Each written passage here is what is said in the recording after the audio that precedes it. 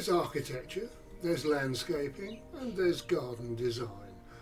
At Kedleston, the three are coming together into an harmonious whole. Nestling in the rolling farmlands of Derbyshire, Kedleston Hall stands as a quintessential example of English neoclassical architecture.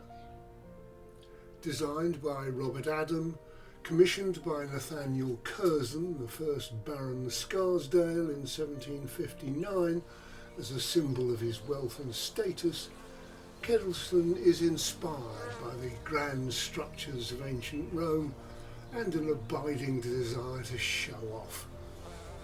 The central block of the house is flanked by two smaller pavilions connected by curved corridors. The grand portico, inspired by the Arch of Constantine in Rome, with its towering Corinthian columns, provides a majestic entrance to this house. Beyond the architecture, Kedleston Hall is surrounded by expansive parkland designed by the famous landscape architect Lancelot Capability Brown. The landscape is as majestic and thoughtfully designed as the house itself, and the 800 acres of grounds are a testament to the art of landscape design, reflecting the tastes and ambitions of the 18th century. Capability Brown was famous for his naturalistic approach to design. At Kedleston, he created a landscape that seamlessly integrated with the natural topography, embodying the ideals of pastoral beauty. Brown's vision for Kedleston included expansive lawns, gently rolling hills, and strategically placed groves of trees, blurring the lines between the designed landscape and the natural countryside.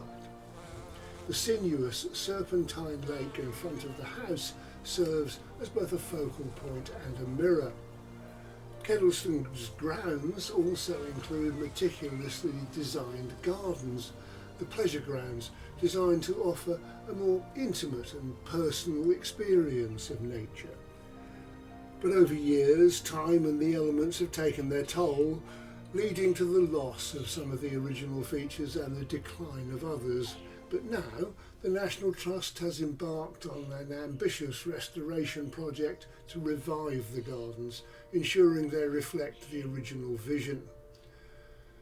The restoration efforts involve meticulous research, drawing on historical documents, paintings and garden plans to guide the replanting of the flower beds, the reconstruction of pathways and the restoration of ornamental features.